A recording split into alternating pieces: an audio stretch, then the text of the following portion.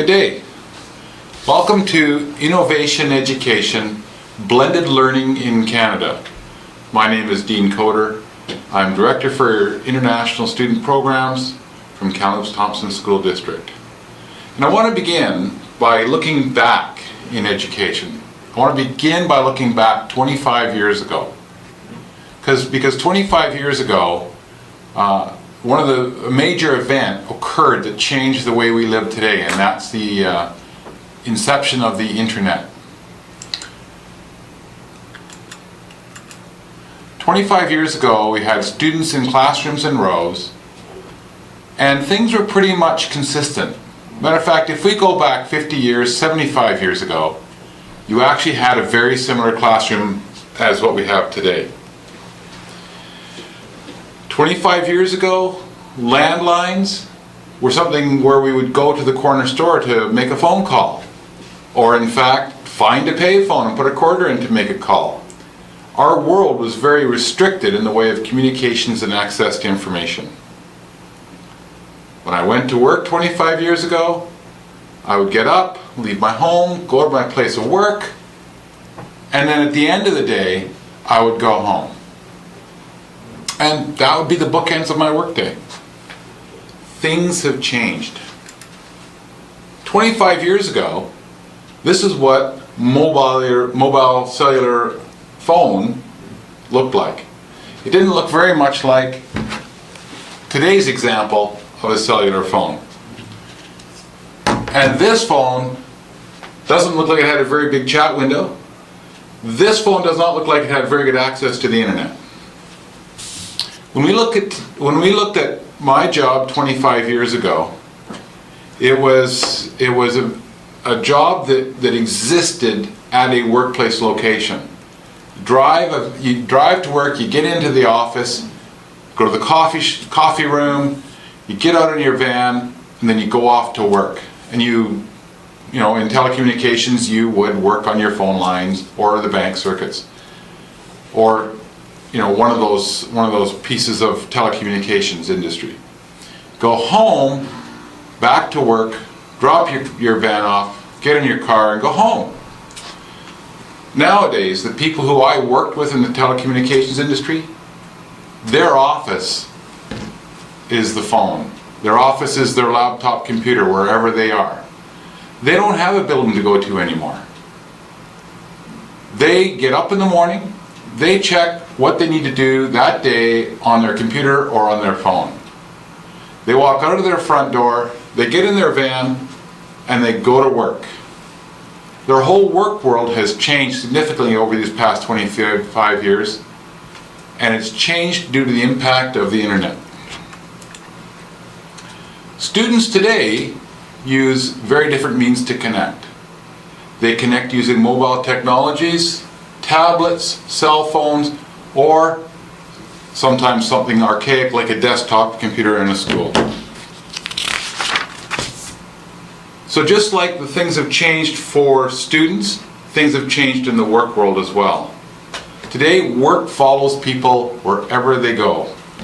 Work is now fluid, and it happens to just occur. Today, this has turned the whole world of work upside down. The new office is anywhere I am. Home, Starbucks, or my office. So, how are we preparing our students for this new world of work?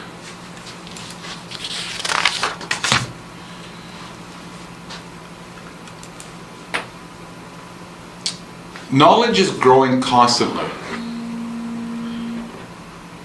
In the industrial age, knowledge doubled every 100 years.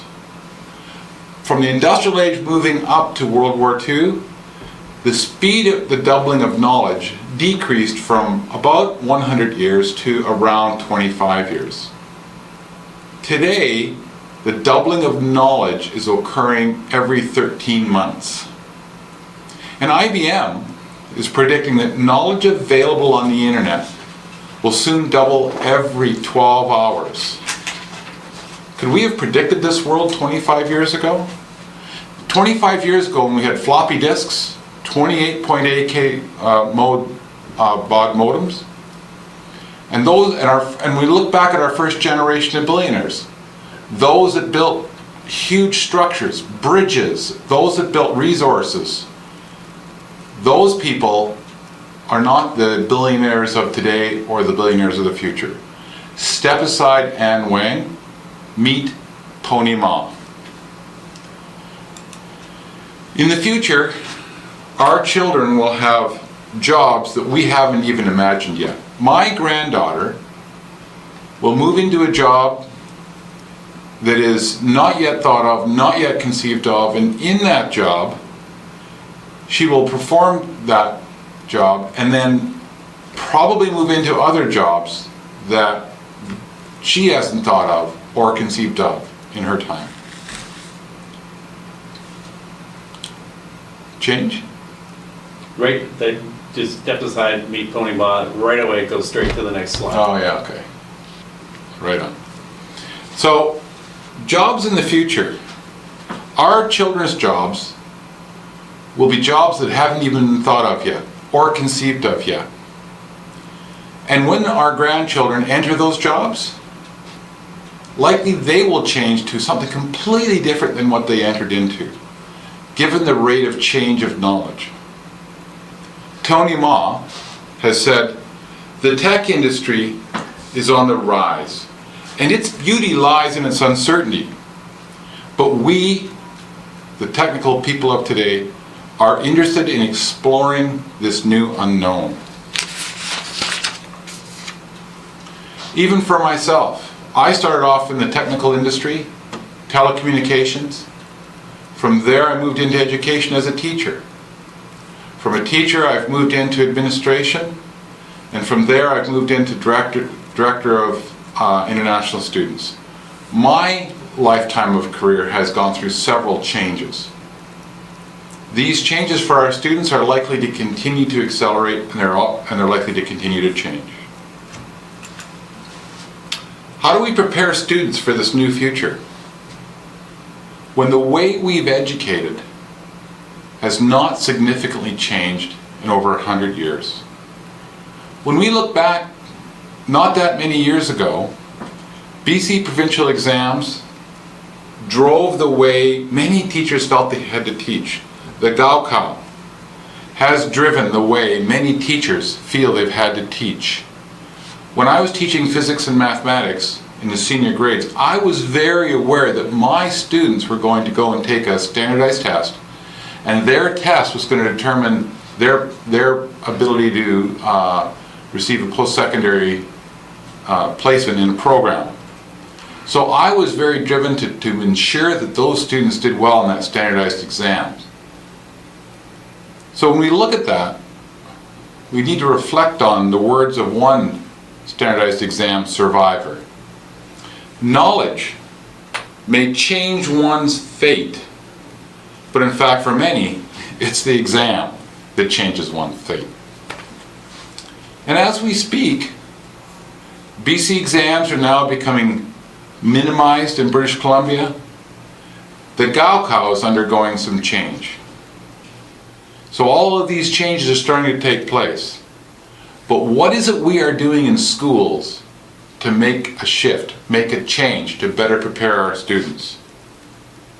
The greatest thing we can do for the next generation is no longer fill them up with knowledge. The greatest thing we can do for the next generation is create networks of learning where knowledge is at their fingertips. It's not funneled through one single teacher. The little bit of knowledge that that individual has. It is now a community of knowledge that they can access. In the connection to the internet, our focus needs to be on teaching students how to search, analyze, and share to build new knowledge and new understandings. It is no longer possible to select knowledge that is constantly doubling and then just spoon it out to students. Students already have access to that knowledge. Our challenge is to teach them how to take that knowledge and apply it. This movement is also not a movement that is regional. This is a new global movement. Businesses from all over the world, policymakers, governments, and even parents are calling for change. In Canada, an organization called the Conference Board of Canada has said the new students, the students that are coming out of this generation, need to know how to communicate. They need to know how to seek information and solve problems. They need to know how to adapt, learn continuously. They need to know how to work in teams and work on projects. So coming from the world, now looking at BC, how is BC changing the direction of education to better meet the needs of students for this new world? Well, one of the goals is now personalized learning. Our BC education plan focuses on skills such as critical thinking, problem solving, collaboration and leadership, communication and digital literacy, personal and social responsibility skills, a focus on creativity, innovation, and global and cultural understanding. Here I am in China, talking about education from the West, and what we're concerned about is cultural innovation and cultural understanding. We want to understand more about the culture of China, and what we hope is that we bring to China some cultural understanding of the West. All these attributes that I've just described are what we are trying to put into policy for future grads. So what's the road to get there? We need to shift the teacher from content deliverer and assessor to facilitator, coach, and mentor. We develop student skills to enable them to search knowledge and information, to analyze it, and to create new learnings and new understandings. We need to create opportunities for students to work in teams, to apply their new learnings, and then to apply their new understandings. Imagine a new classroom with all content and resources available 24/7, accessible from anywhere, any device. Imagine teachers connecting with students via the internet, in a community center, in a classroom. Or imagine the teacher connecting with all three, the internet, in a community center, or in a classroom. Imagine students connecting about projects, coursework, via the internet, or in a community center to public, or in a classroom. Imagine putting all three of those together.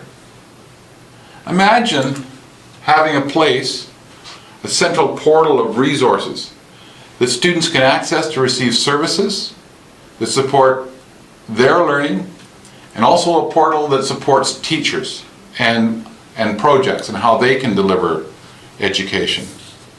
Imagine a school classroom where the walls dissolve and learning expands to the limitless space of the internet. In BC, we have some emerging practices.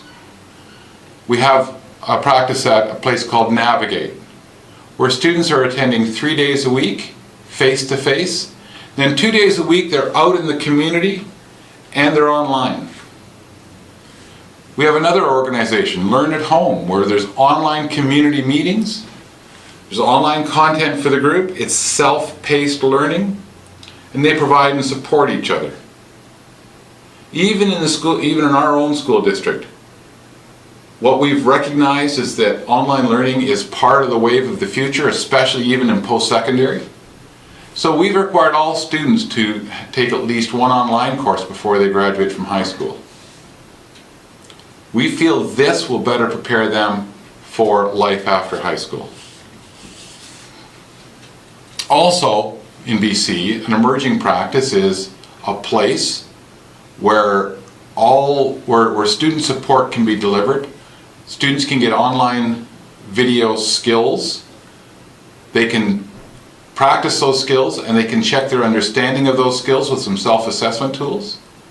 And they can receive live tutoring.